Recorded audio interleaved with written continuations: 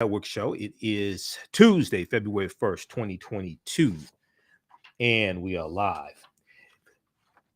There is a continued attack on critical race theory and this really false attack on what's being taught in schools. Um, Teachings about the history of slavery, teachings about the civil rights movement, different things like this. This continues, especially in Texas. Now, since 2021, 14 states have imposed restrictions through legislation, executive actions, or commission votes. Uh, an analysis from Education Week found what we are seeing, and there's a good article from Axios.com dealing with this that came out today, I think it was. What we are seeing is that for this year, for African American History Month, Black History Month in schools, it is much tougher, is much harder than previously. And there is an attack on Black History Month because of new rules that are limiting how teachers can teach history in school. We're going to talk about that on today's show. This will be one of the stories we deal with.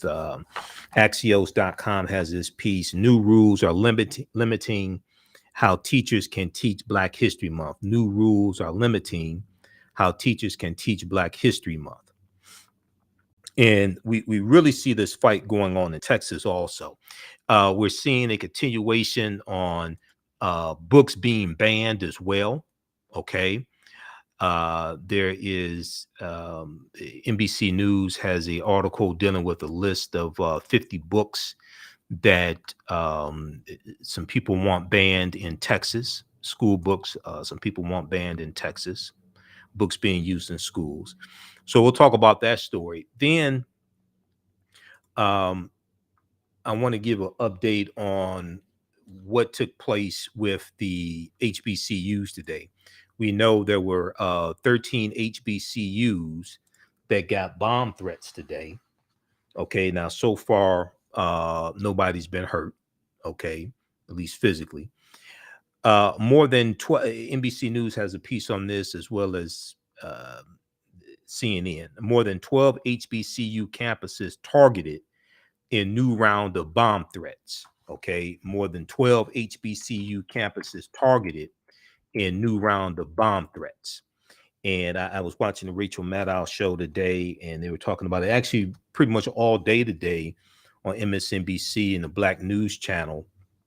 They've been dealing with these bomb threats at HBCUs. Okay, now this is on top of what happened on Monday, where you had bomb threats at it was about 7 HBCUs on Monday. At least 6 historically Black colleges, including Howard University, Southern University, and A&M College in Baton Rouge, Louisiana, received bomb threats on Monday.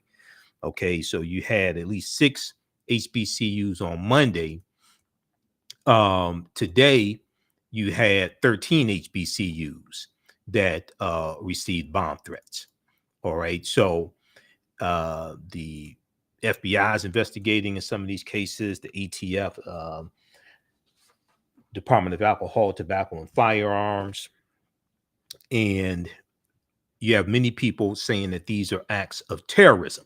Okay, so we'll discuss this as well.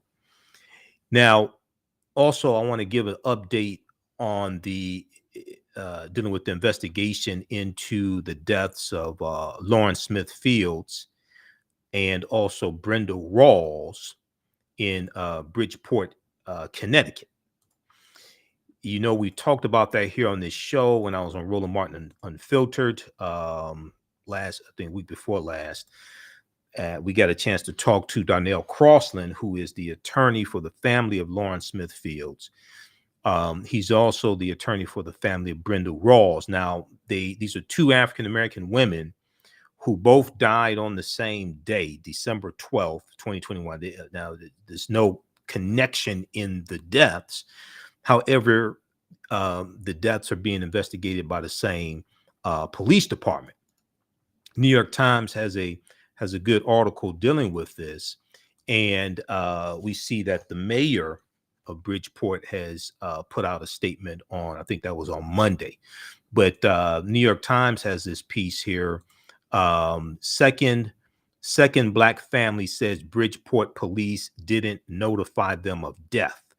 2 officers were suspended over their handling of the cases of Lawrence Smith Fields and Brenda Lee Rawls, who died in Bridgeport, Connecticut on the same day, December 12th, 2021. We'll deal with all this on the other side of the break. Listen to the African History Network show. I'm Michael Imhotep. We'll be back in a few minutes.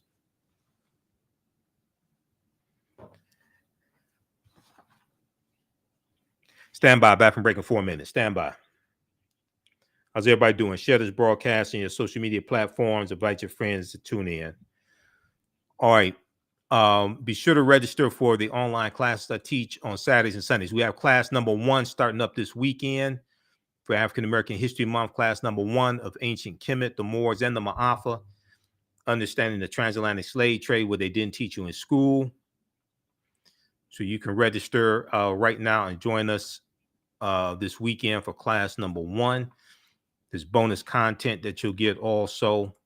Visit our website, AfricanHistoryNetwork.com, AfricanHistoryNetwork.com. From the Civil War to the Civil Rights Movement and Black Power, 1865 to 1968 is Sunday, February 6th, 2 p.m. to 4 p.m. And Ancient Kemet, the Moors, and the Ma'afa, understand the transatlantic slave trade, what they didn't teach you in school, is Saturday, February 5th. It's going to be on Saturdays. Class number 1 starts up February 5th. It is 2 p.m. to 4 p.m. Eastern Standard Time. And we do thousands of years of history and what leads up to the transatlantic slave trade taking place. I'm going to post a link here. As soon as you register, you can start watching bonus content. And there are 15 of my lectures you're going to receive in digital format also as a bonus when you register for Ancient Kemet, the Moors, and the Ma'afa, understand the transatlantic slave trade, where they didn't teach you in school. Stand by. Back from break in 2 minutes.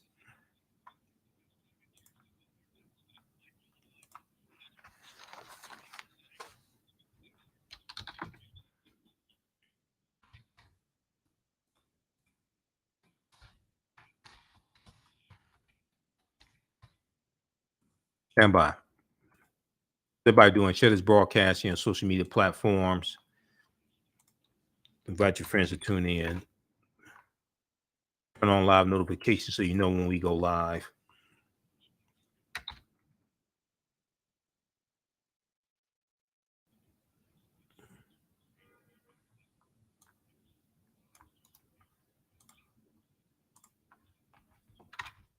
Stand by.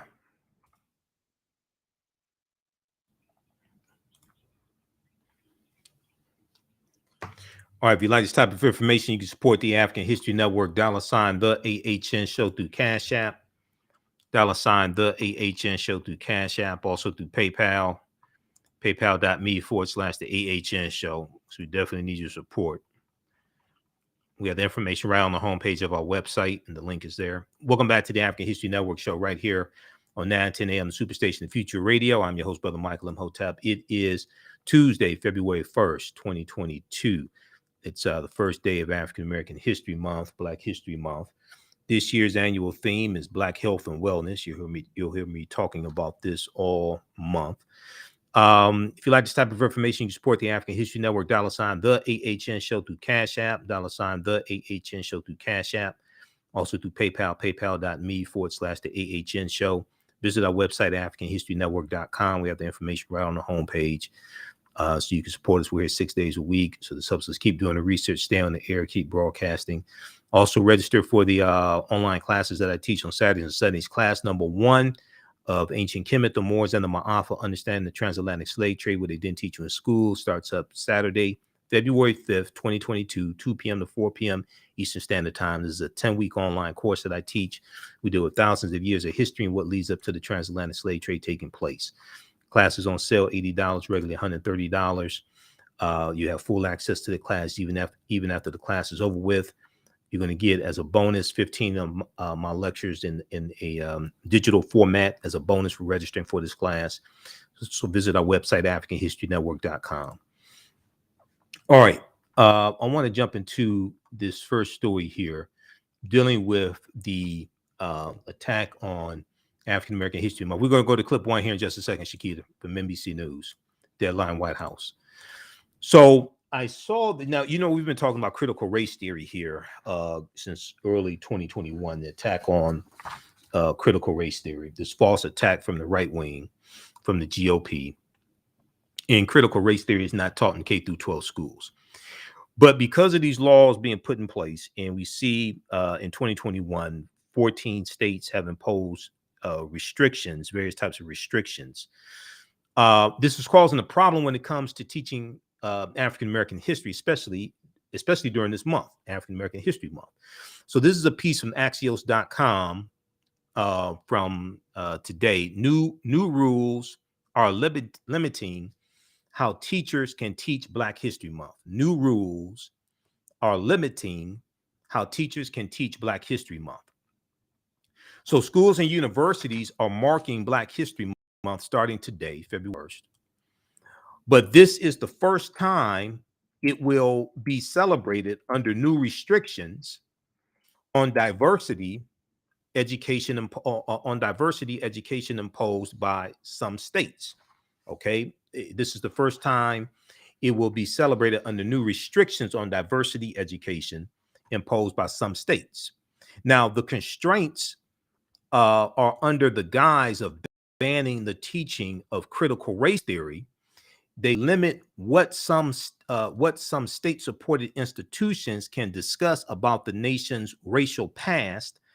Educators embracing African American history have received death threats. Some educators embracing African American history have received death threats. Now, since 2021, 14 states have imposed such restrictions through legislation, executive actions, or commission votes, and Education Week analysis has found.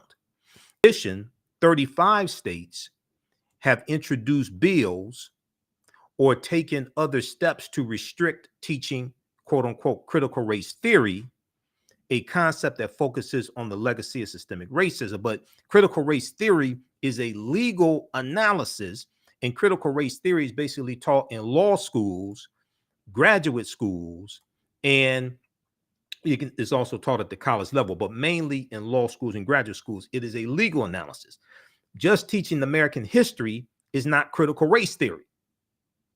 You have people on the left who really don't know what critical race theory is and say American history, critical race theory. No, it isn't. Critical race theory is a legal analysis. And then you have most of the people on the right who have no clue what critical race theory is. And a lot of this is causing confusion. Critical race theory has been around for 40 years. It wasn't a problem in 2018, 2019. It was Donald Trump that made this a lightning rod, which is why Trump was so dangerous and why I said in 2016 on this show that Trump had to be defeated. People thought it was just about one person versus another person and didn't understand history and didn't understand the consequences of a demagogue like Donald Trump, who had tens of millions of followers on social media and who was weaponizing white grievance. They didn't understand the consequences. Obviously, they never studied the Civil War and Reconstruction. Because if you study the Civil War, Reconstruction, in the Jim Crow era that followed Reconstruction and the attacks on African Americans and in the rewriting of the state constitutions to suppress the African American vote and the terrorism that was inflicted upon African Americans in the southern states, then we would have stopped them. But people wanted to do whatever they wanted to do. So, okay, whatever. All right. Tried to tell you. In addition, 35 states have introduced bills or taken other steps to restrict teaching critical race theory or limit how teachers can discuss racism and sexism. Now, elementary school teachers, administrators, and college professors have faced fines, physical threats, and fear of firing because of this organized push from the right. Organized push from the right. This didn't just fall out of the sky. This is a financed push from the right to remove classroom discussions of systemic racism. And there was a good article from NBC News that we talk about often here on this show, and it deals with how Donald Trump helped to initiate this attack on critical race theory. And I got to find the article. I talked about it yesterday on Brenda Hill's show. How Trump ignited the fight over critical race theory in schools. That's the name of the article. It's from May 10th, 2021, NBC News. And I'm going to pull it up here because when you read this article, then all this stuff starts coming together.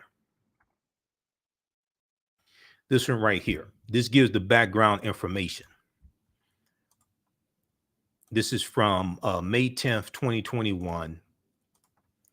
How Trump ignited the fight over critical race theory in schools. Republican lawmakers across the country have proposed bills to ban critical race theory in K through 12 schools. Here's what that really means. And once again, this is from May 10th, 2021. This goes back to the September 2020 executive memo that Trump did. The proposed policies mimic former President Donald Trump's September 2020 memo ordering the Office of Management and Budget to stop funding training on critical race theory for federal employees, calling it a propaganda effort. All this stuff it follows that memo that Trump did September 2020. Then we saw the attacks on the 1619 project. Around the same time, September 2020, Donald Trump condemned the 1619 project that was spearheaded by Nicole Hannah-Jones, Pulitzer Prize winner. And then educators embraced this message and began utilizing the 1619 project and looking for resources to teach a more holistic history of the country. Donald Trump, as president, rebuked the 1619 project as a warped, distorted portrayal of American history. Both the September 2020 memo that Trump put out and this attack on the critical race theory and this attack on the 1619 project sparked the commission of the 1776 report that Donald Trump commissioned as president.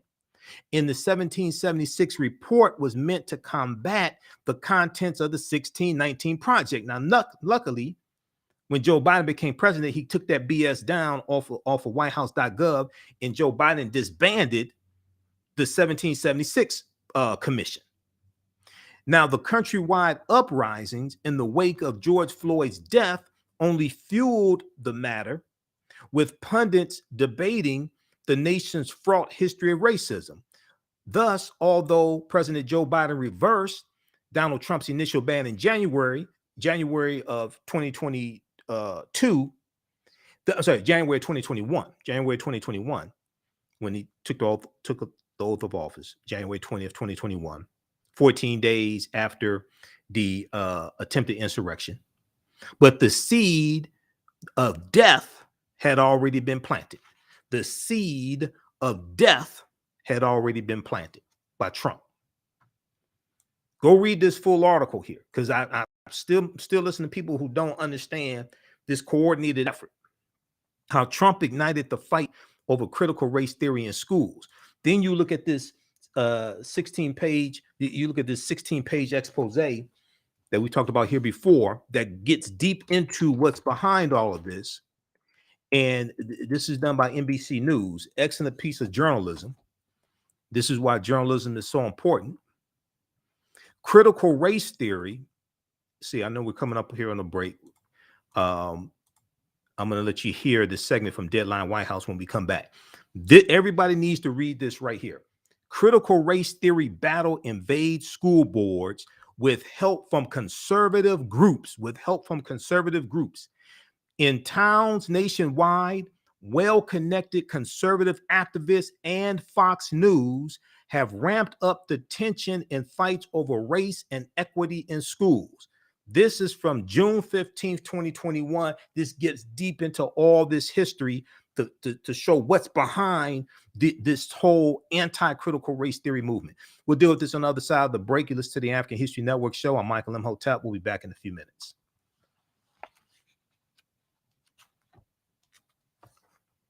Stand by. Okay, back from break in 4 minutes. Stand by. How's everybody doing? Share this broadcasting on social media platforms. Stand by.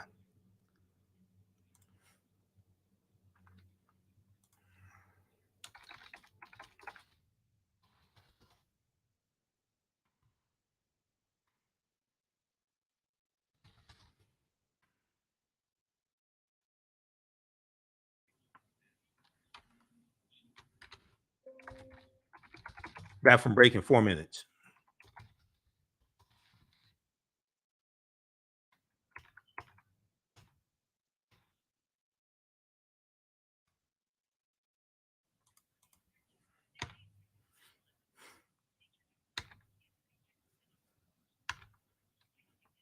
Stand by, everybody.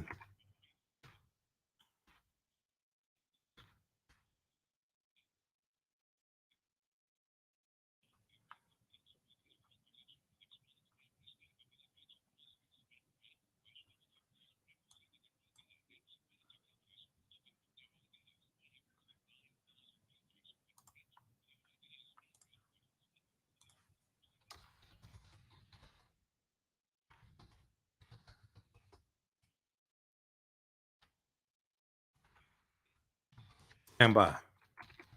Back from break in 2 minutes.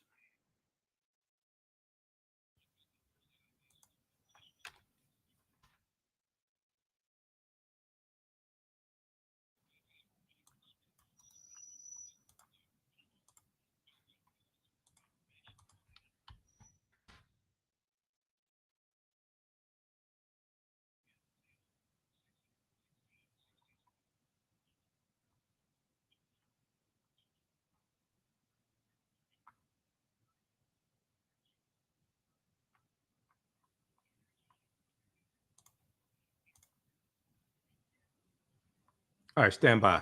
Back from break in 1 minute.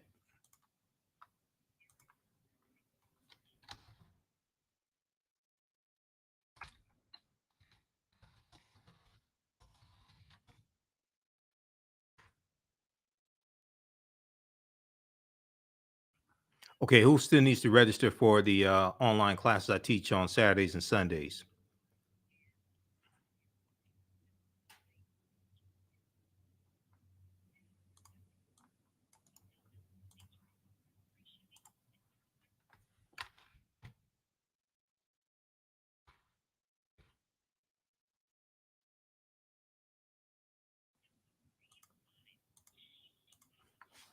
On the African History Network show, we deal with current events in history and politics, education, economic empowerment, entrepreneurship, relationships, love, sex, health issues, and much, much more. Unfortunately, many people confuse what racism is. Racism is a power structure. It was laws and policies that put us in this predicament. It's going to be laws and policies that take us down. So when you control the radius of a man or woman's thoughts, you can control the compass of his or her actions because the mind can't do or teach what it doesn't know. We have it all on 910 AM Superstation.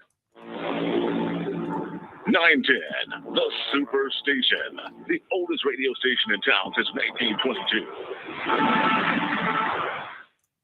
Welcome back to the African History Network show right here on 910 AM, the Superstation Future Radio. I'm your host, Brother Michael Imhotep. It is Tuesday, February 1st, 2022, and we are live. Calling numbers 313-778-7600, 313-778-7600 is the calling number if you have a question or comment. Be sure to visit our website, AfricanHistoryNetwork.com. Okay, we just dropped a call. Hold on. As soon as we got back from the break, just a second here.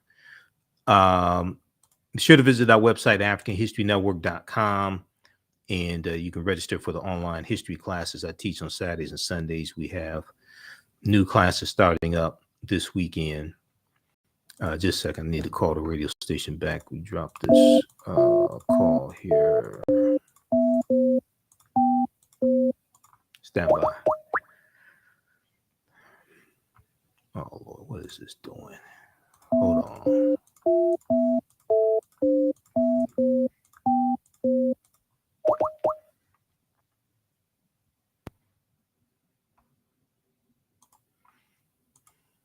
All right, stand by. We're having technical difficulties. I don't know what is wrong with Skype.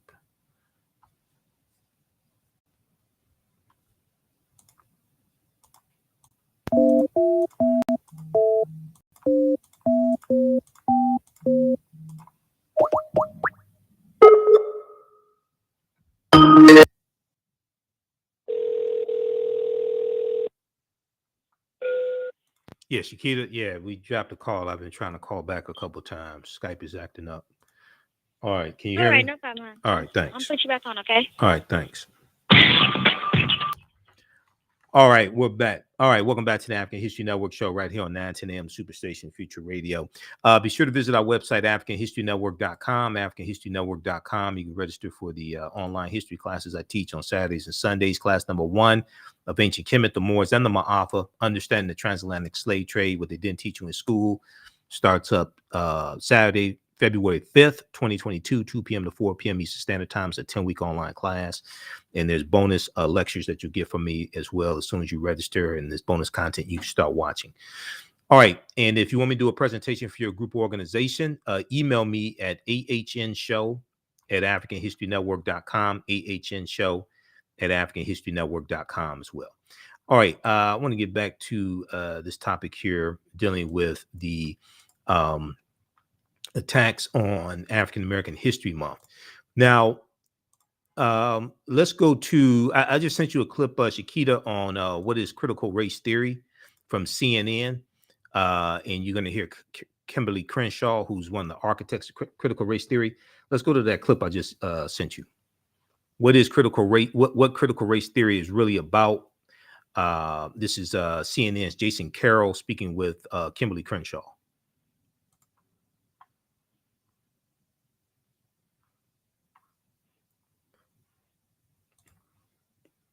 And critical race theory is a legal analysis that developed in the late 1960s, okay, coming out of the civil rights movement. All right, just let me know when we had the clip ready. Okay, let's go back to this other piece here from Axios.com. So, broadly written laws and proposals allow state officials. Tell me what critical race theory. Go ahead. No. Critical race theory? Critical race theory. No, I don't know. I can guess. Guessing or not, across the country, a number of politicians are getting it wrong. Critical race theory is a Marxist doctrine that rejects the vision of Martin Luther King Jr. Absolutely false. It's basically teaching kids to hate our country and to hate each other based on race. False and slanderous. Meet professor and scholar Kimberly Crenshaw. Crenshaw is one of the founders of critical race theory, which she helped develop in the late 1980s. In short, critical race theory is an approach based on the idea that the history of white supremacy still has a very real and lasting impact on our society and institutions today. Critical race theory just says, let's pay attention to what has happened in this country and how what has happened in this country is continuing to create differential outcomes so we can become that country that we say we are. So critical race theory is not anti-patriotic. In fact, it is more patriotic than those who are opposed to it because we believe in the 13th and the 14th and the 15th Amendment. We believe in the promises of equality, and we know we can't get there if we can't confront and talk honestly about inequalities. Critical race theory is not a doctrine. It's not a manuscript. One way of describing it is looking with a critical eye at race and institutions. Let's take an example from history. The Declaration of Independence says all men are created equal. A critical race theorist would note that slavery persisted for almost 100 years after those words were written, and it was more than a century before women got the right to vote. So why is the term causing such a stir in conservative political circles today? This left-wing nonsense that suggests that any race is inherently inferior or racist or oppressive. Opponents are concerned critical race theory is or will be forced on students. Supporters say that critical race theory is not based on the view of this race is good, this race is bad. Supporters also say in the wake of protests and calls for racial equality in the past year, those unnerved by it are now using critical race theory as a catch-all term for everything related to race, politics, and education in this country. So says Princeton professor Imani Perry. I think this is the sort of post-Trump era way of inciting anxiety, fear, and actually trying to sort of elicit a hostility towards the progress that I think we've begun to make in just the last couple of months. To date, at least 8 states have taken steps to ban topics surrounding critical race theory without naming it, including Oklahoma. We cannot revert to 100-year-old thinking that a person is any less valuable or inherently racist by the color of their skin. To be clear, critical race theory does not say someone is racist because of the color of their skin. And it does not say anyone should be ashamed of themselves because of the color of their skin. Still, some parents who hear the term are speaking out at school board meetings. Just because I do not want critical race theory taught to my children in school does not mean that I'm a racist, damn it. But Crenshaw says the theory is not about calling individuals racist, but looking at racism still ingrained in American institutions. And she says we have to talk about it. If the censoring of all conversation about racism is called racism, that's what this move is really about. It's really not about a theory. It's really not about what's in people's hearts. It's about an effort to shut down all conversation about the sources and the reproduction of racial inequality. Jason Carroll, CNN, New York. All right, great reporting from Jason Carroll for CNN. Everybody also check out this piece here from CNN as well, because see, we deal with this stuff like 365, not just during February. What critical race theory is and isn't, by Faith Karami, Monday, May 10th, 2021. And they interviewed Kimberly Crenshaw, who you just heard in the segment there. Critical race theory is a practice. It's an approach to grappling with a history of white supremacy that rejects the belief that what's in the past is in the past, and that the laws and systems that grow from that past are detached from it, said Kimberly Crenshaw, a founding critical race theorist and a law professor who teaches at UCLA and Columbia University. Okay, now, okay, we're coming up on the break. Yeah, let me go back to this piece here from Axios very quickly, and then when we come back from the break, Shakita, I'm going to go to clip number 1. So those broadly written laws and proposals allow state officials to punish schools and educators for discussing racism and the history of people of color, critics say. Now, those limits would allow teachers to mention that Brooklyn Dodgers infielder Jackie Robinson broke Major League Baseball's color barrier, but they would not allow them to discuss why Black players were banned before Jackie Robinson. Sharif El Mekki, founder and CEO of the Center for Black Educator Development, said, teachers may also introduce Malcolm X, but not read his speeches, mention soul singer Marvin Gaye, but not discuss his What's Going On lyrics, or point out Rosewood, Florida massacre 1923, Tulsa, Oklahoma 1921. They can point them out on maps, but not talk about the racial atrocities that occurred there. We'll continue this on the other side of the break and attack on African American history, Black history, and Black History Month. You listen to the African History Network show. I'm Michael Imhotep. We'll be back in a few minutes. Stand by.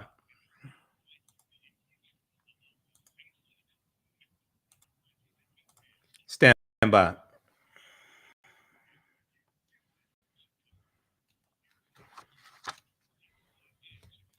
All right. How's everybody doing? I'm back from break in 4 minutes.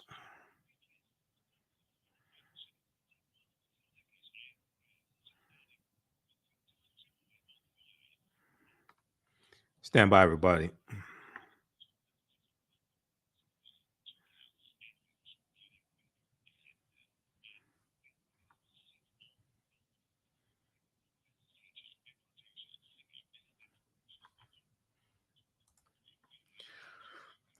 All right. Who we have here? Give us a thumbs up, a heart if you like this broadcast. African American business owners, post the name of your business here in the thread of the broadcast. You can advertise with the African History Network. Email us at TheAHNShow at AfricanHistoryNetwork.com. We'll let you know how you can advertise with the African History Network. Stand by.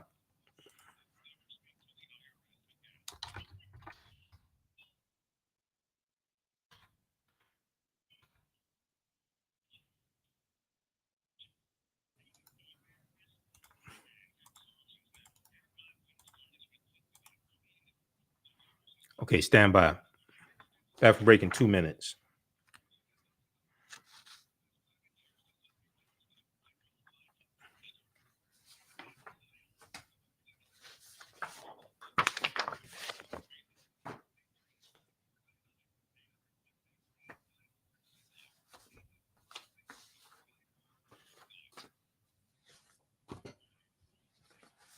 Back from break in 1 minute.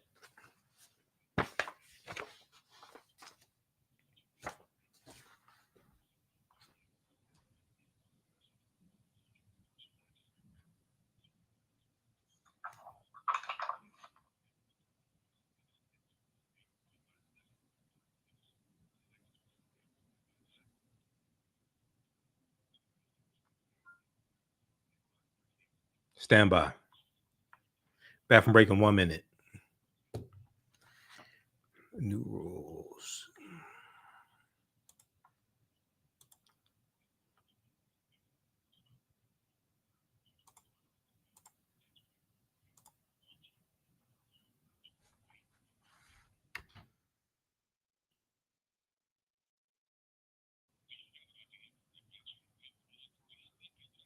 Okay, stand by. Welcome back to the African History Network show right here on 9:10 a.m. the Superstation Future Radio. All right, I'm your host, Brother Michael Imhotep. Okay, I want to go back. I want to go to clip number 1 here. This is from Deadline White House. They talked about the attack on African American History Month today. Let's go to clip number 1, Shakita.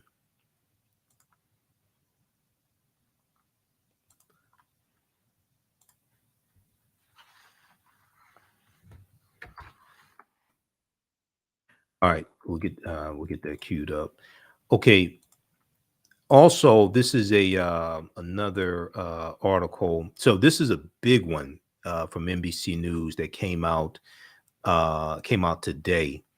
Banned books on race and sexuality. Banned books on race and sexuality are disappearing from Texas schools in record numbers, facing pressure from parents and threats of criminal charges. Some districts have ignored policies meant to prevent censorship.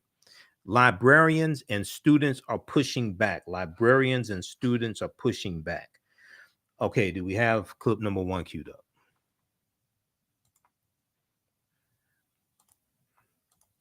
All right. Just press play when this. On heightened alert from Delaware to Florida to Louisiana. Hours with campuses locked down. Orders to shelter in place because of more than a dozen bomb threats. Okay, that's the HBCU. Really HBCUs that are being targeted. Clip one should be GOP wars with books and critical race theory in schools from Deadline White House. Black History Month is for most of us, primarily a celebration, a collective opportunity to pause, to recognize, to rejoice in the invaluable contributions made by pioneering Black Americans, sometimes despite extraordinary hurdles over the past century. Harriet Tubman, James Baldwin, Richard Allen, Maya Angelou, Ruby Bridges, Nipsey Hussle, and hundreds of thousands more. The month of February offers, at a minimum, an annual opportunity to stop and learn about some amazing human beings who accomplished so much, as we said, under the most dire, difficult, and at times inhumane circumstances in a lot of instances. This year's different. Everything's different, right? This Black History Month, there is a concerted effort nationwide to erase that final context, to intentionally ignore those challenges, the sometimes harsh circumstances through which they persevered. Some of what makes them so extraordinary. What conservatives call a war with critical race theory is, in practice, really just an effort to avoid teaching students the uglier part of that, the uglier aspects of our national identity. An Education Week analysis found this, quote, since January 2021, 36 states have introduced bills or taken other steps that would restrict teaching critical race theory or limit how teachers can discuss racism and sexism. 14 states have imposed these bans and restrictions either through legislation or other avenues. Those restrictions manifesting in a nearly unprecedented nationwide crusade to, from that point, new data today, courtesy of NBC News, looking just at Texas, reveals this, quote, records request to nearly 100 school districts in the Houston, Dallas, San Antonio, and Austin regions, a small sampling of that state's 1,250 public school systems, revealed 75 formal requests by parents or community members to ban books from libraries during the first 4 months in the school year. In comparison, only one library book challenge was filed at those districts during the same time period 1 year ago, records show. A handful of the districts reported more challenges this year than in the past 2 decades combined. Let's bring in MSNBC legal analyst Maya Wiley, a former assistant U.S. attorney and civil rights lawyer, and Basil Smikle, Democratic strategist and director of the public policy program at Hunter College. So this is a political movement that has now swept into the classroom, and I wonder, Maya, what we do about it. You know, well, I have lots of thoughts about what we do about it, including get organized. Because as we know, it's Black History Month. Frankly, Black History Month has been under attack for a while, and the 1619 Project of the New York Times that is intended to create both more understanding and education and more of a dialogue on the history from Black slavery through the Black experience and the continued issues of why we have disparities in communities of color and Black communities, that all of that was also helping to galvanize a politically organized attack against this very conversation that's central to democracy, which is understanding our history, understanding how we're all experiencing our country and our communities, and how we actually solve the problems we have to solve. But we only do that when we are able to cross the boundaries of segregated community, when we're able to cross the boundaries of race, when we're able to cross the boundaries of ideology, to have these discussions in a frank, factual way that also focuses on the problems we need to solve. And that doesn't happen when you have historically Black colleges and universities getting bomb threats, which we've also seen. This attack on quote-unquote critical race theory, which, as you pointed out, is an attack on Black history, is fundamentally about how we educate ourselves so we can be full citizens. And that means making sure books are accessible. One of the things in that NBC story that was so important is for a young woman who was in the closet and a lesbian, going to the library to find books that helped her work through her own issues of identity and experience and sexuality. And there have to be safe spaces like that for kids across the country, but also in a context where they have someone to talk to and some dialogue. And we're forcing this conversation because there also has to be some lawsuits against any laws that are book banning. And there has to be a defense fund for any teachers or librarians who are frankly may, as we're seeing in some of these state conversations, face possibly criminal charges, which would be obscene and an abuse of our constitutional order. But we have to be prepared for all of that because that's the country we're in right now, a deeply divided one. I want to put two just things that defy logic out there. If you took every human who's trying to ban books and monitored how closely they monitor their kids' screen time, I'm sure there's stuff sneaking through that no librarian would ever in a million years let them see. So the audacity of the mind control of a kid is that it's unachievable. And I'm sure there are some parents better than me whose kids don't have iPads, and to them, God bless. But you cannot control everything a child consumes. So the banning book movement seems wholly political, Basil.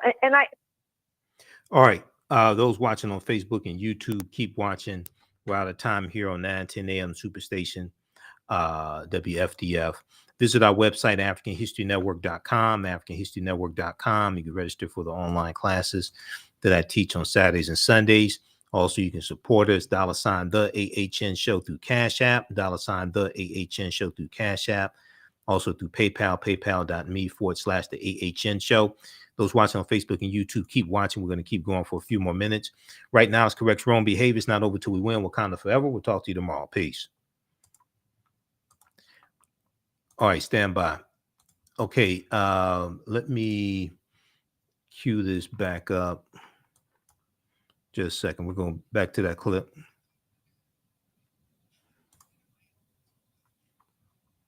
Okay, let me go back to this clip here just a second here. Just 1 second. Let's cue that up.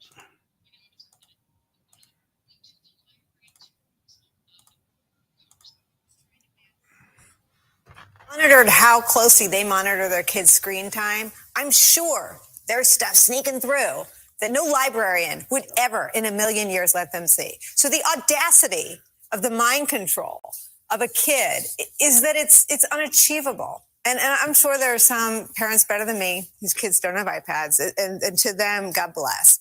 But you cannot control everything a child consumes. So the banning book movement seems wholly political, Basil. And for people that don't have kids in school, I want to explain how it happens and how it manifests. This is in Axios.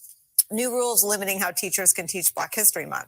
The limits would allow teachers to mention that Brooklyn Dodgers infielder Jackie Robinson broke Major League Baseball's color line, but not allow them to discuss why Black players were banned before him.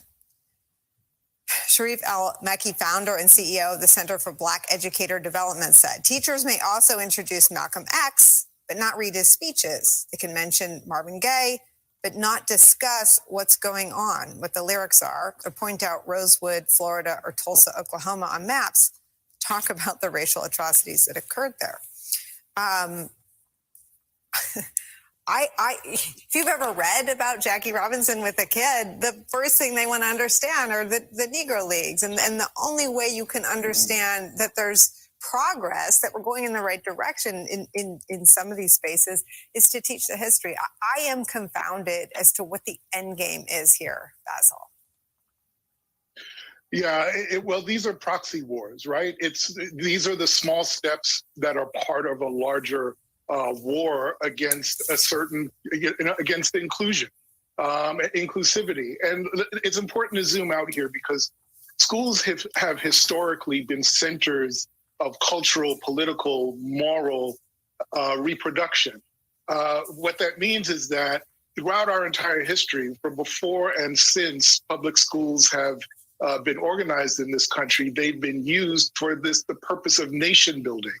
They've been used for the purpose of creating a narrative about the country and the people that are in it. So that when you have some white Americans who will say, we don't want to teach this kind of history, we don't want these kinds of books, what they're doing is trying to preserve the homogeneity of their narrative. And that has, of course, that is completely problematic. And even more so, it it may be criminal. Hopefully that it is in certain instances, but also it does not reflect what the American ideal is supposed to be. But we clearly know how much goes on here that doesn't reflect that ideology. And so the concern is, and Maya is absolutely right, that organizing is really critical here, because there are over 14,000 school districts in this country. And so the ability to have a sort of national fight and pushback against this becomes really difficult. You have some areas that are mayoral controlled. There are other areas that have elected school boards. And so in all of these different districts, we have to find a way to organize to push all of this back. But sadly, as my friend Dr. Robert Harvey, who writes about abolitionist teaching and learning, talks about, you have so many teachers engaged in what they call the hush harbor, which is a term that dates back to slavery. When you have teachers that are outside of their classrooms in environments where they can have conversations away from principals and other authority figures to figure out how they're going to circumvent all of these bans, to be able to get the information to their kids in the way that they feel that they should. We're asking teachers to do so much more than they should just to be able to teach American history, and that's what's so sad and so galling about these bans and about this conversation. But it's a fight that has to be fought at so many levels of government across the country at the same time. Okay, so that was Basil Michaels and Basil Smikle and Maya Wiley on Deadline White House with Nicole Wallace from today, February 1st. Name of that segment, GOP Wars with Books and Critical Race Theory in Schools. That's at msnbc.com from Deadline White House. Okay, now there is a there's an article. We'll talk about this some more this week as well, because there's so much information on this, and this show is only 1 hour or a little more than 1 hour. There's a NBC News has this one article that deals with 50 books Texas parents want banned from school libraries. This is from February 1st, 2022. And let me pull this up here. We'll probably talk about this later in the week, because this is other content dealing with this topic that I want to get to, but I don't have time today to do it. I have 2 other stories to get to. But read this one here. We'll talk about this tomorrow, most likely. Here are 50 books Texas parents want banned from school libraries. Records requests uncovered dozens of attempts to remove library books from schools, nearly all related to titles dealing with racism, gender, or sexuality. Nearly all the books that some Texas parents want removed are dealing with racism, gender, or sexuality. Conservative parents have swarmed school board meetings in Texas and across the country in recent months to call for the removal of library books that deal with race, racism, sex, gender, and sexuality. Some parents have taken it a step further, filling out paperwork to formally challenge the appropriateness of library books and forcing school administrators to review them. Now, we've been talking about this here for months on this show. NBC News sent public records requests to nearly 100 school districts in the Houston, Texas, Dallas, Texas, San Antonio, and Austin, Texas regions, a small sampling of the state's 1,250 public school systems. Okay, in the state of Texas, there are 1,250 public school systems in the state of Texas. And they found 86 formal requests to remove books from libraries in 2021. The vast majority of the requests coming during the final 4 months of 2021. several titles were targeted in multiple school districts. Several titles were targeted in multiple school districts. Drawing from those records, below is a list of 50 books that Texas parents tried to ban in 2021. Okay, so you can go through and look at these. When Wilma Rudolph played basketball, this is about Wilma Rudolph, the Olympian Wilma Rudolph. A parent in Prosper, which is a Dallas suburb, said this illustrated children's book, which touches on the racism that Olympian Wilma Rudolph, who's African American female, that she experienced growing up in Tennessee in the 1940s, should be removed from school libraries because, quote, it opines prejudice based on race, end quote. It opines prejudice based on race, end quote. I've got a ton of information on this, but we'll deal with this later on in the week. Let me see here. The Bluest Eye, Toni Morrison. Okay. Now, this whole critical race theory, anti-critical race theory, laws and all this stuff. This is going to be a lightning rod in the 2022 midterm elections that Republicans are going to push, because they don't have any policies that are really beneficial to average Americans, especially African Americans. The classic novel by the Nobel Prize winning author Toni Morrison should be banned from schools, according to a parent in the Fort Worth suburb of Birdville, because it includes a graphic description of rape. Then we've got Ghost Boys. Let's see here. Black Boy. Okay, Ghost Boys by Jewel Parker Rhodes.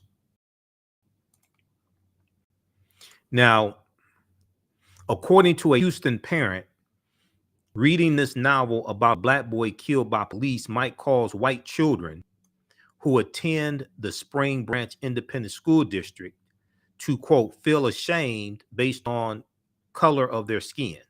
Feel ashamed based on color of their skin.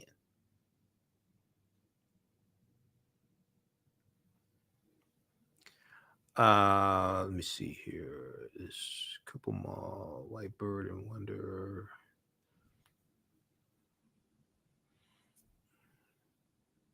Ground Zero, a novel of 9/11. Tragic. We'll look at a couple more here.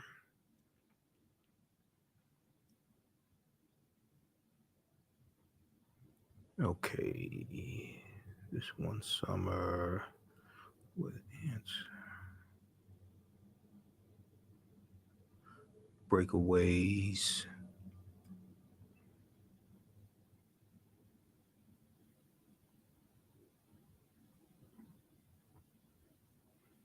Oh, listen right here. Michelle Obama, Political Icon by Heather E. Schwartz. A Caddy, Texas Independent School District in Texas asked to have the children's biography of former First Lady Michelle Obama banned at every grade level because the parents said that this book unfairly depicts former President Donald Trump as a bully, and because Michelle Obama's reflections on race gave the impression that, quote, if you sound like a white girl, you should be ashamed of yourself. If you sound like a white girl, you should be ashamed of yourself.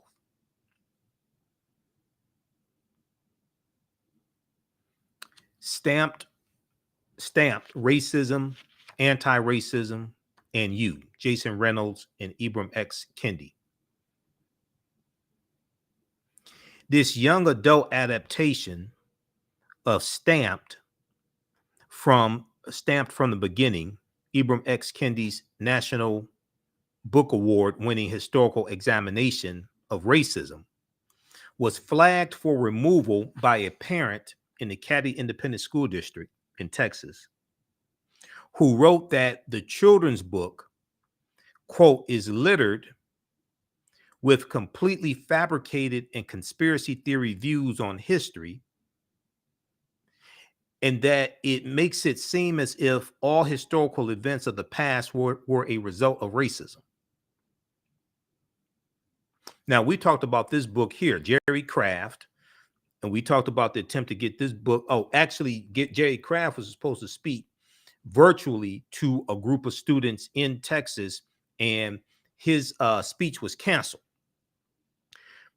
One of his books is called New Kid by Jerry Craft. He's an African-American author, African-American children's author, won all types of awards, things like this.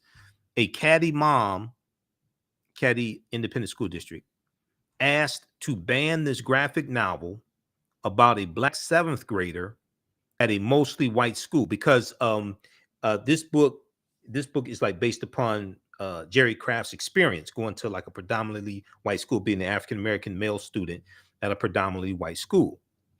This crazy ass parent claimed that because it includes references to microaggressions, the book is, quote, about critical race theory, which is forbidden by Texas law, end quote. So Jerry Craft is like writing about his life experiences being a new kid at a predominantly white school. Okay, so this parent wants the book banned. Now his virtual speech was already canceled. We dealt with that here on this show. It was already canceled because some parents started complaining about the subject matter of his books. But this one parent wants his book banned because they said the book is about critical race theory, which it is not. And they said that his book includes references to microaggressions, and critical race theory is forbidden by Texas state law. Now, this other book by Jerry Craft called Class Act. When school gets real, you still show the world you are a class act. Okay, this is another book by Jerry Craft. He writes children's books. A Caddy Independent School District mom said this graphic novel, Class Act, the second in a series of books by Jerry Craft, should be removed from schools because it will make white children feel guilty, and, quote, kids will be brainwashed that one race is superior than the other, end quote. Now, I'm still waiting to see a poll of white children who said any of these books made them feel guilty. I'm still waiting on a poll. I haven't heard one white child say that these books make them feel guilty or something like this. Now, it can make them feel sad about what happened, just like if you learn about the Holocaust. Just say, for instance, you learn about like when I was a child, when I was in high school, we read The Diary of Anne Frank. Okay, so The Diary of Anne Frank, it's about a Jewish girl who's being hidden, her and her family and some other families, they're being hidden from the Nazis, and then they're sold out. And there's an article that just came out from Washington Post that talks about who they think sold them out. Okay, and they're sold out, but and Anne Frank was killed. The father survived. Her father survived, but Anne Frank was killed. So the story, the whole understanding of the Holocaust, things like this, right? It'll make it's not happy, but it's not going to make us feel, necessarily feel guilty. Things like this. It's a story that needs to be told. Just like the history of African Americans in this country, the history of slavery, things like this. You don't teach the history to try to make people feel guilty or blame people, things like this. You teach the history to learn from successes, learn from failures, make sure these atrocities don't happen again.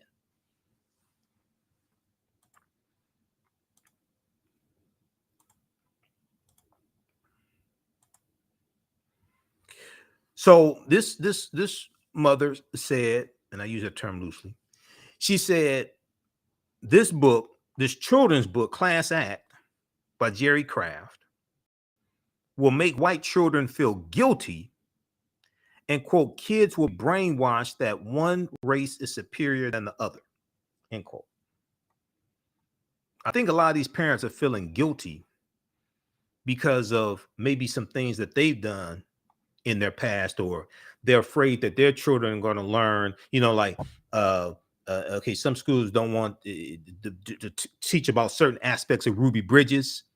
Okay, I think maybe they're afraid that the children are going to find out that their grandparents were throwing rocks at Ruby Bridges and calling her all types of names, things like that. They don't want them to know about this. So I think there's some projecting going on here. Okay, now I'm a book about, not my idea, a book about whiteness, Anastasia Higginbotham.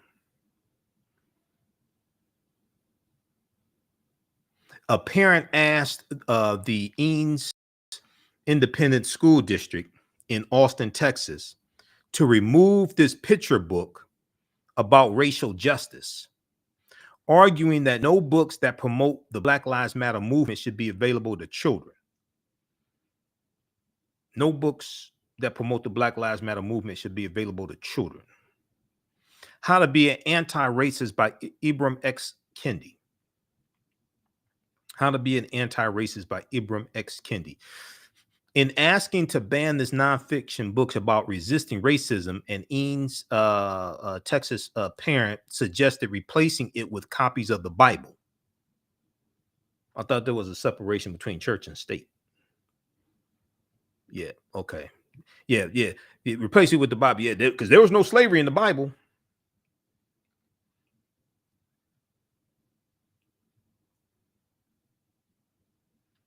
A Good Kind of Trouble by Lisa Moore Ramey.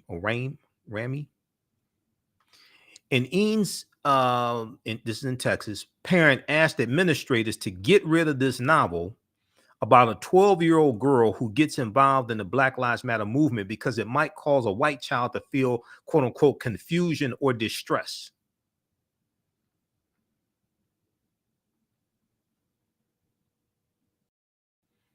I'm still waiting on the white child. It's like, what poll did they take of white children to determine that they feel confusion or distress or guilt or anything like this? But notice how with all these complaints, right, it's so much concern about how white children feel, and there's not attention given to how African-American children feel dealing with subject matter of books or lack of subject matter that's being addressed. Okay, notice the attention is to the feelings of white children, but not the feelings of African-American children, Latino children, Native American children, things like this.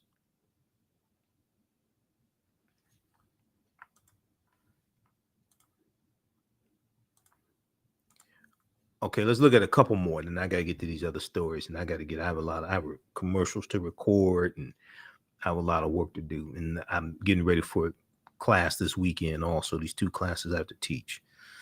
Let me see. Beyond Magenta, transgender teen speak out. Okay. Let's see. Okay, Monday's Not Coming by Tiffany D. Jackson. I'm not familiar with this book. This novel, which focuses on the unexplained disappearance of a Black teen, includes explicit language about sex, which was the basis for a Birdville parent's request to have it removed from school libraries.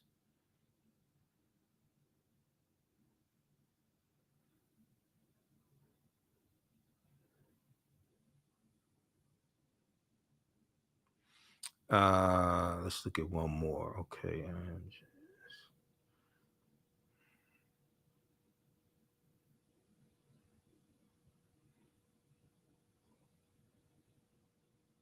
Let's see here.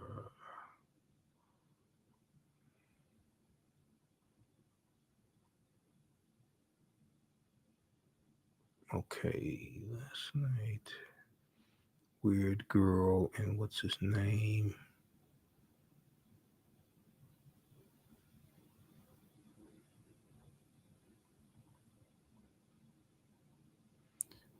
Report.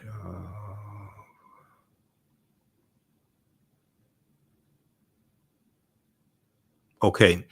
47 by Walter Mosley, African-American author Walter Mosley. This novel about a young slave boy who becomes swept up in a struggle for his own liberation is one of dozens of library books that have been flagged for removal in Keller, Texas. All right, so check this list out here. This is a list of 50 books that Texas parents want banned from school libraries. This is from NBC News, February 1st, 2022. All right, now I want to get to, let's go quickly here. HBCUs got 13 HBCUs got bomb threats today. What a way to start off Black History Month.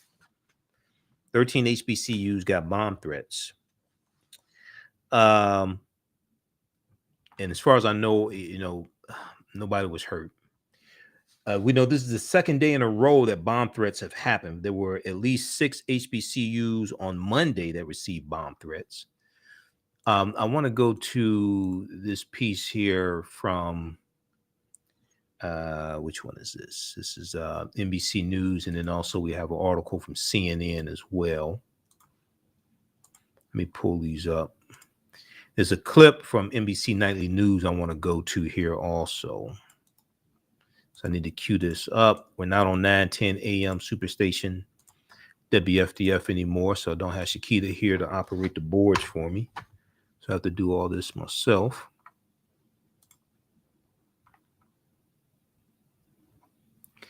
I was watching the Rachel Maddow show today on MSNBC, and she interviewed Representative Alma Adams from the Congressional Black Caucus, who has championed HBCUs, and she also interviewed one of the presidents of HBCU, and they're saying that whoever is behind, and it could definitely be multiple people behind. It doesn't have to be just one person making these bomb threats. It could be multiple people, but they should be prosecuted to the fullest extent of the law.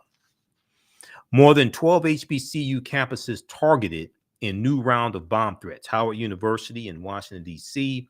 was among several historically Black colleges and universities to receive threats on Monday. And also we see it continued on Tuesday. Okay, Howard University in Washington, D.C. was among several historically Black colleges and universities to receive threats on Monday, but we saw this continue on Tuesday as well. First day of African American History Month. Howard University was among the first to issue a shelter-in-place order early Tuesday, just a day after the school and several other HBCUs received similar threats. Howard University said in a statement, in an alert, a bomb threat against the university is being investigated. All persons on campus are advised to shelter. All persons on campus are advised to shelter in.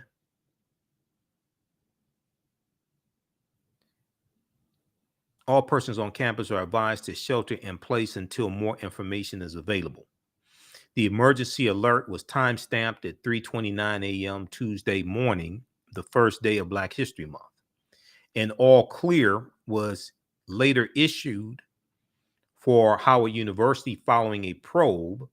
The university did not immediately respond to a request for comment from NBC News. Now, in addition to Howard University, the University of the District of Columbia, also in Washington, D.C., Morgan State University, Coppin State University in Baltimore, Fort Valley State, Fort Valley State University in Fort Valley, Georgia, Kentucky State University, Xavier in Louisiana, Edward Waters University in Jacksonville, Florida, Alcorn State University in Mississippi, Mississippi Valley State University, Rust College in Holly Springs, Mississippi, Spelman College in Atlanta, Jackson State University in Mississippi, and Tugelo College in Tugelo, Mississippi, all reported bomb threats, according to school officials and social media posts. So there were 13 HBCUs that received bomb threats today. Now, I want to go to, let me cue this up here just a second. I want to go to this update.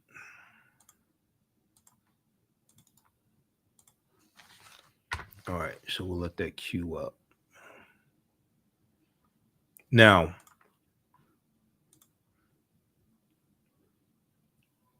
like Howard, Kentucky State, Jackson State, the University of the District of Columbia, Tugelo, and Coppin State issued all clear alerts after finding the threats to be unsubstantiated soon after reporting the threats.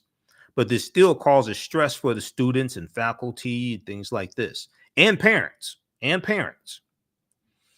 Additional threats were reported at a number of other colleges and universities. NBC News has not yet confirmed those reports. Now, Morgan State University President David K. Wilson said in a statement to community members that he was saddened to confirm that the school had received a bomb threat after being asked by several people whether this is real. Unfortunately, and sadly it is, he said, the campus is being searched building by building this morning with our residential halls being searched first. All right, let me see if we can cue this up here.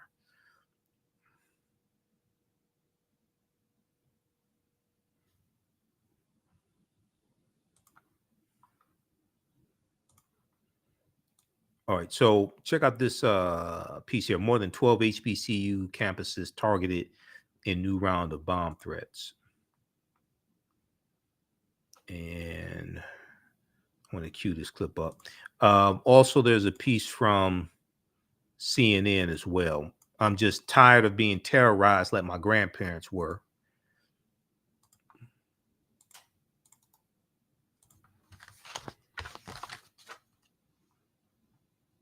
Okay, stand by. Let's cue this up here.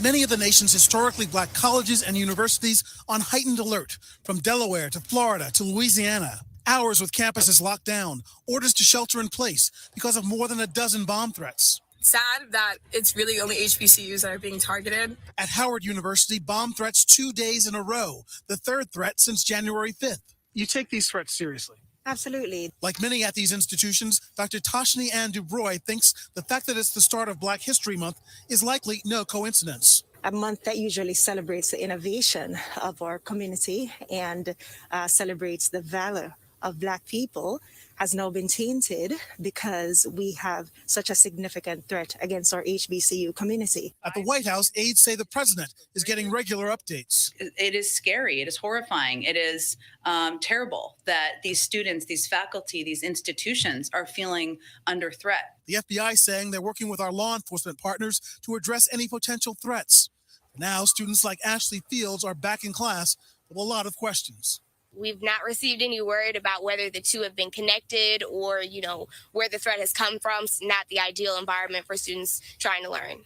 On Howard's campus now, a much bigger police presence, including help from the D.C. Metro Police, not usually stationed here. So far, authorities have not reported finding any explosive devices on any campus. All right, that was Ron Allen for NBC News. Okay, CNN has this piece here. I'm just tired of being terrorized like my grandparents were. More than a dozen HBCUs got bomb threats on the first day of Black History Month. This is from CNN, February 1st, 2022. So they list the colleges. At least 14 HBCUs reported bomb threats Tuesday. At least one of them, Howard University, also received a bomb threat Monday. Okay, so we have at least 14. I think this was an update from the NBC News story.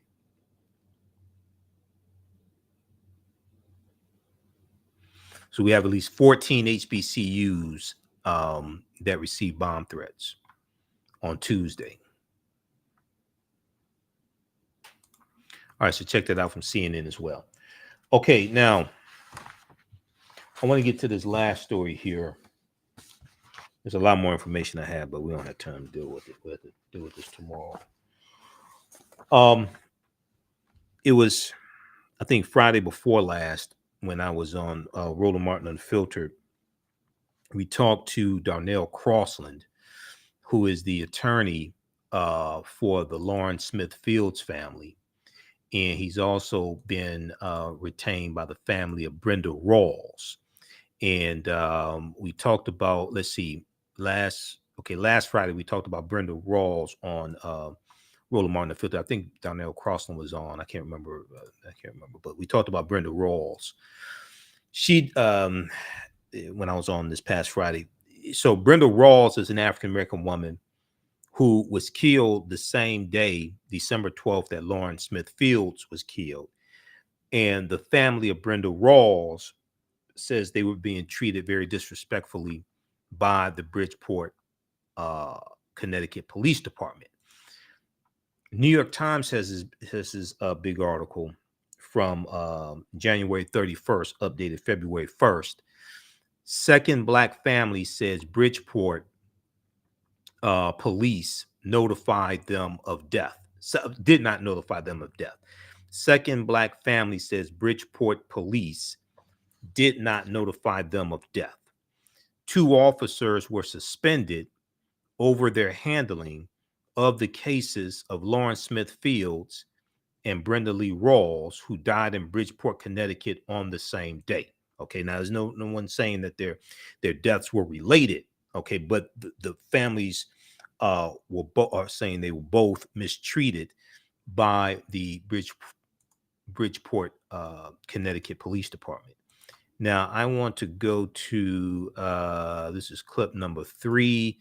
This is from Roland Martin Unfiltered. So on January 31st, 2022, Roland spoke again with Darnell Crossland, who is the family attorney for both of these families. And Darnell Crossland gave an update on the 2 investigations. Okay, let's get past these ads here.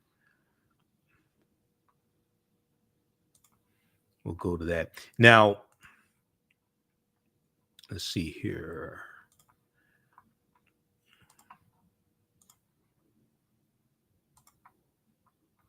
All right. So they heard from a neighbor that their sister Brenda Lee Rawls had died. They heard from a neighbor that their sister Brenda Lee Rawls had died, but they could not find her body. They went to Miss Rawls' home in Bridgeport, Connecticut. They called the police department. They called area hospitals. They called local funeral homes. They finally found her body at the medical examiner's office on December 14th, 2 days after she was pronounced dead. Quote, "We had to do our own investigation," said Dorothy Washington, Brenda Rawls' sister. "The police never notified us of her death. The police never notified us of her death." The family later in the week learned that a detective, Angel Llanos, who had been assigned to Brenda Rawls' case, they had been assigned to Brenda Rawls' case. They left him at least 4 messages, said Miss Washington, but he never returned them. Detective Llanos is one of 2 Bridgeport police detectives who were suspended and put on administrative leave late Sunday. Okay, so that was late Sunday, January 30th. I'm sorry, late Sunday, January 30th, because of their handling of the deaths of Lawrence Smith Fields and Brenda Rawls, who both died on the same day, December 12th, 2021. Brenda Rawls was 53 years old. Lauren Smith Fields was 23 years old. I want to go to this interview that Roland did with another interview Roland did with attorney Darnell Crossland, who is representing both families. Let's see here. Let's back that up. Let's see. We start at the 7:05 mark. All right. Stand by. Joe Guerin addressed the stand by. Okay, here we go. Detectives in folks. Bridgeport, Connecticut mayor has ordered 2 of the detectives involved in the Lauren Smith Fields and Brenda Lee Rawls deaths to be placed on administrative leave. In a 2-minute video, Mayor Joe Guerin addressed the cases, folks, and the neglect of Bridgeport police. Once again, I want to express my condolences to the families of Lauren Smith Fields and also the family of Brenda Lee Rawls. After reviewing these matters even more closely, I've now directed Deputy Chief Baraha of the Bridgeport Police Department to immediately put on leave the 2 officers who are the subject of the Bridgeport Internal Affairs investigation and disciplinary action for their lack of sensitivity to the public and their failure to follow police procedure in the handling of these 2 matters. Let me be clear. Effective immediately, both Detective Lyons and Detective Cronin are suspended from duties and put on administrative leave from the Bridgeport Police Department until such time as the OIA investigation and disciplinary cases have been completed regarding Lauren Smith Fields and Brenda Lee Rawls cases. The Bridgeport Police Department has high standards for officer sensitivity, especially in matters involving the death of a family member. It is an unaccepted failure if policies were not followed. To the families, friends, and all who care about human decency, that should be shown in these situations, in this case by members of the police department. I'm very sorry. In addition, the officer who was in charge of overseeing these matters has retired from the department as of this past Friday. To again make it clear, both to members of the public and to the department, insensitivity, disrespect in action, or deviation from policy will not be tolerated by me or others in this administration. My disappointment and demand for accountability in these and all other matters brought to my attention will remain until all the questions are answered to the satisfaction of all. It should also be noted that the untimely death of Lauren Smith Fields and Brenda Lee Rawls are both still under active investigation and have been reassigned to members of the Bridgeport Police Department to resolve. I want to thank Attorney Crossland and the family and the thousands of others for reaching out and asking the questions that needed to be asked and that still need answers. I, as mayor, but also as a father, cannot fully comprehend what must be going through. I can only pledge my continued support to try and ease your pain by getting answers and holding those responsible accountable. Darnell Crossland, he is the Smith Fields family attorney, joins us right now from Bridgeport, Connecticut. Darnell, glad to have you back. So one of the cops just mysteriously retires. Yes. I'm looking at your 1906. I'm reminded of the 7 Jewels. Glad to see that you're wearing that shirt. What we've been learning here is that this department is in shambles, and we've been saying that from day one. So it's either a combination of incompetence, disorganization, or straight out racism. But both of these families didn't get the treatment that they should have gotten when their loved ones died. And my office has since been retained to handle the Brenda Lee Rawls family case as well. And the mayor said just now that he wants to thank me and 1,000 others for asking the questions that needed to be asked, but still have not been answered. Well, that's exactly what we're looking for now, is answers. So we're glad that they've taken this step in the right direction to at least acknowledge liability and responsibility, for the inaction of these police officers. But now we want answers and we want some action. So obviously, let's just be clear. Pressure made all of this possible. This was not the decision of Bridgeport, Connecticut, an independent decision. It was the pressure. It was from you, from activists, from the family, from the media that forced the mayor's hand to take this action. Absolutely. Well, what I've been saying, and I made a public statement, which is quite clear. Listen, the world and people around the country have responded to our cries for justice. They heard us from as far as Hawaii. And yet still a month and a half later, we're just hearing from the mayor's office. So my question was simple.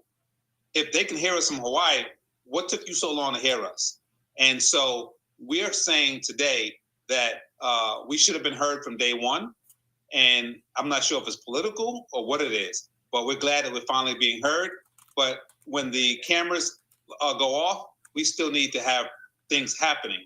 So we're going to hold this mayor accountable and this administration accountable. And we announced today that the only way that you can hold these people accountable is, as Billy Murphy once said to me, who did the Freddie Gray case in Baltimore, is that you got to let them pay. And we've announced that we're going to be filing a $30 million lawsuit asking for punitive damages, also policy change. But we must let them pay. They have insurances that these cities are bonded by, and these insurance companies are going to get tired of paying out these claims, and they're going to demand that there's more accountability so that they don't have to pay. Last week, the president pro tem of the city council was on our show, and he said that the council was going to write a letter asking the state to take over the investigation. Has that happened? No, I watched that show of yours, and I know you kind of tried to hammer this gentleman down to see, is it something that he's just thinking about, or is they going to put a bill before the city council, or what's the procedure? And Maria Pereira, who's a city councilwoman for the district that both these women were found dead in, she hasn't said anything about that procedure. So I'm not sure how he's going about that, but it has not happened yet. That was interesting because he said that was supposed to have been done by Thursday. It didn't happen. So the only thing that has happened since then, and I'll be glad to share with you, is that I sent a letter objecting to the ME's report. There was a cause of death and a manner. Cause is the toxins that were found inside Lawrence Smith Fields. And we are shocked that they have fentanyl and antihistamines found in her. Because obviously we know antihistamines put you to sleep and make you unfocused. So it appears that that's a primary date rape drug. The manner could, the ME's office told me it could be choking, homicide, manslaughter, accident. So my question to them is, how did you deem this an accident in total disregard for the facts and the evidence that's here, that she was with another gentleman right before she died, drinking and possibly drugged? So we're objecting to that because that's another way to just disregard Black women and say it was just an accident, nothing to see here, folks. Go about your business. And we're not going to go about our business and walk away from this. Has the family done their own independent autopsy? And if so, when are those results going to be released? So the father of Lawrence Smith Fields commissioned a gentleman who works at the Stanford Hospital here and also does that type of autopsy. And as far as I know, that the autopsy is not completed. And also the father told me last week that there was some funds that were being demanded in order for them to release what they've had so far. So thankfully we have a GoFundMe, and I'm going to be speaking with the family to clear the necessary funds so we have no holdups. So our own pathologists can give us their findings. All right then, and of course, just give out that GoFundMe information again for folks who'd like to contribute.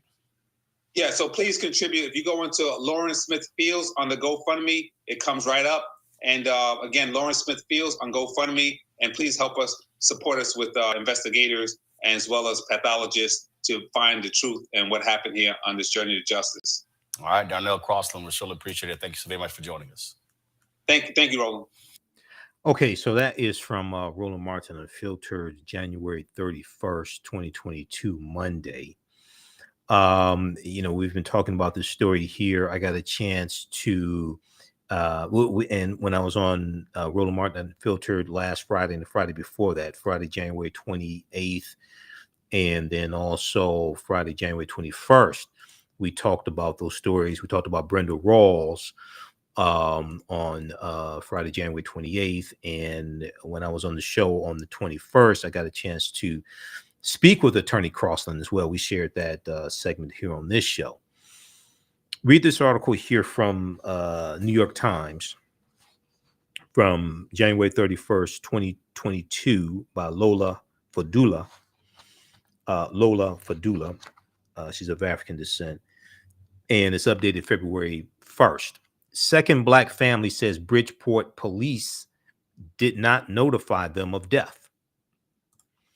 2 officers were suspended over the handling of the cases of Lawrence Smith Fields and Brenda Lee Rawls, who died in Bridgeport, Connecticut on the same day. They died on December 12th, 2021. All right. All right. Hey, if you like this type of information, you can support the African History Network, $ the AHN Show, through Cash App, $ the AHN Show, through Cash App, also through PayPal, paypal.me/the AHN Show. So we definitely need your support. We're here 6 days a week. This helps us keep doing the research, stay on the air, keep broadcasting. Visit our website, AfricanHistoryNetwork.com. Right on the home page, I have the information there. You can click on we have the Cash App link there now as well. And this is our official Cash App account, $ the AHN Show, SHOW. When you go to it, it says Michael, shows my picture there. You can click right here. That's our official Cash App account. These other ones are fake African History Network Cash App accounts. And click right here for PayPal, paypal.me/the AHN Show. Now, you can register for the online classes that I teach on Saturdays and Sundays. We have class number 1 starting up this weekend. From the Civil War to the Civil Rights Movement and Black Power, 1865 to 1968, starts up Sunday, February 6th. Class number 1, 2 p.m. to 4 p.m. It's a 10-week online class. And then also Ancient Kemet, the Moors, and the Ma'afa, Understanding the Transatlantic Slave Trade, what they didn't teach you in school. If you have taken these classes, any of these classes in the past, email me, and you're going to get a discount on the new class. Okay, you get a 50% discount on the new class. Let me post a link here. Class number 1 starts up, and then we have a bundle pack also. So we have a bundle pack where you can register for both classes for $120. The classes are regularly $130 each. You still have access to the full class even after the class is over with. So a year from now, if you want to go back and watch the entire 10-week course, you can do that. You should have full access. We have a bundle pack here. You can register for both classes for only $120. Now, you also get some bonus lectures from me when you register for these classes. So the Understanding the Transatlantic Slave Trade, what they didn't teach you in school, you're going to get the 15 lecture Black History Month bundle pack, the one that we have in DVD format. Okay, we have it in DVD format if you want to order it from our website in DVD format. 15 of my lectures. This is our Black History Month bundle pack. It also includes a presentation that I've done dealing with the history of African American History Month. But you'll get that. You'll get the lectures in digital format when you register for Understanding the Transatlantic Slave Trade, what they didn't teach you in school. That's a free bonus that you get. Okay, so the class is regularly $130 on sale, $80 if you buy it by itself, or you can get them in a bundle pack, the 2 classes for $120 for a limited time only. That's a $260 value. We just posted the link here, and we also have it at our website, AfricanHistoryNetwork.com. African American business owners, email us at AHNshow at AfricanHistoryNetwork.com. We have a few slots left. You can advertise with us. Current promotion: buy 1 month, get 2 months free. Buy 1 month, get 2 months free. All right. And post the name of your business here on the thread of the broadcast. We'll let you know how you can advertise with the African History Network. Email us at AHNshow at AfricanHistoryNetwork.com. We take your 30-second and 60-second commercial, put into the rebroadcast of these shows, also into the audio podcast of our shows. We're on 10 different audio podcast platforms. We're on iHeartRadio and iTunes and Stitcher, Castbox. We're on a number of different podcast platforms. 10 different audio podcast platforms. We're on iHeartRadio and iTunes and Stitcher, Castbox. We're on a number of different podcast platforms. We're on a number of different podcast platforms. We're on a number of different podcast platforms. We're on a number of different podcast platforms. We're on a number of different All right. Hey, look, we have to get out of here. Remember, the African History Network focus on educating, empowering, and inspiring people of African descent throughout the diaspora and around the world. Because right now, this correction wrong behavior is not over till we win. Wakanda forever. And we'll talk to you next time. Peace.